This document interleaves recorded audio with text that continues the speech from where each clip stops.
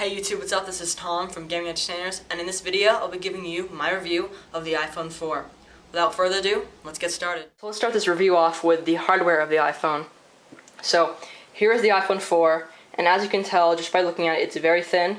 It's actually 24% thinner than 3GS, or at least that's what Apple advertises it as, and it's 9.3 millimeters thick, about the same thickness as a pencil. So very thick, or very not thin. And you have glass on both sides of the phone, so you don't want to drop this phone. But it does have pretty good weight to it, so it's thinner, but it actually is heavier. So that's very nice. It feels very good in the hand. And on the front you have a 960 by 640 IPS display, which they call Retina, and let me show you why. Now, let's take a second to focus, but as you can see, that looks very good. I don't know if the camera's going to show it or not, but you cannot see any pixels. You can put it right up to your face, and you're not going to see any pixels, so looks very good.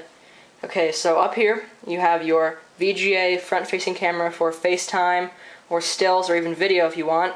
And I believe it's the same 3 megapixels as the old 3GS. Right here you have your headset piece for calls, and you have your home button right there. On the back you have a 5 megapixel camera with flash, which can record HD at 720p 30 frames per second. And as you notice, there is no capacity on the bottom. It doesn't show you what the capacity of the phone is anymore, so looks very nice. Now let's go to the antenna. And you may be wondering where the antenna is. The antenna is this whole ring around it. This silver band is the antenna.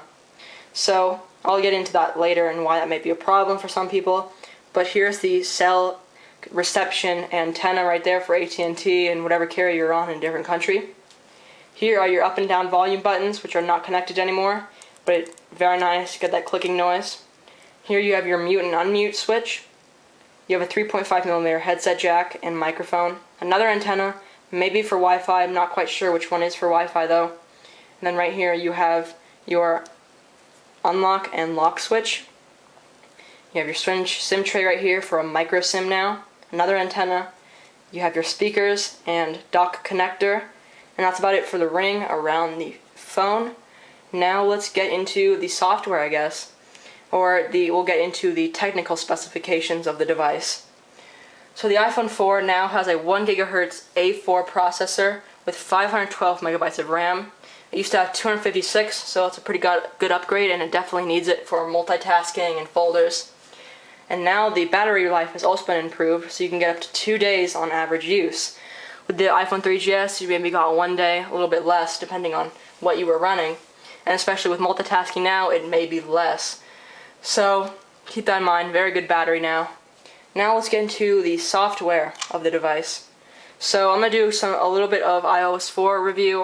I'm not going to do everything, but so here are folders. Basically folders are like, let's say you have lots of utilities. You can put all your utilities into one application or one folder, and it'll basically keep it very organized, and it looks very good. So folder is very useful. Now I only have one page, well, two. I'll have to move that application over later. But yeah, so the next thing I'm going to do is multitasking, or what I call is fast app switching.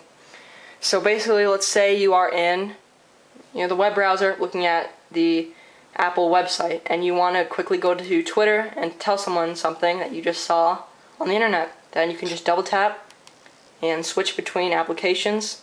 And it's really just fast app switching, but applications like Pandora have been enabled so you can listen to the music in the background, which is very useful, because before you had to be in the application, but now you don't have to. So very useful. Let's get into the camera application, which has now been updated for the new camera. So here you go. You have your new camera, tap to focus. You have zoom, which works very well. You have flash now. You can turn that on. Auto. And if you're in video and you select it to always be on, you select on, then it will always be on. As you can see, very bright, very cool looking. It's going to look very cool. And then let's switch to the front-facing camera. Hi, as you can see me there.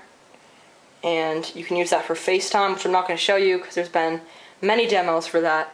But it does work very well, and you can use that in video and pictures as well. So that's very cool if you're you like to walk around and take videos of you talking about things, or you want to take a picture with you and someone else and you don't want to have to turn it around and not be able to see what you're taking a picture of. Works very well, and I hope in the next update of the iPhone you get a 5 megapixel camera on the front. That would be very nice if you had HD on the front of the phone.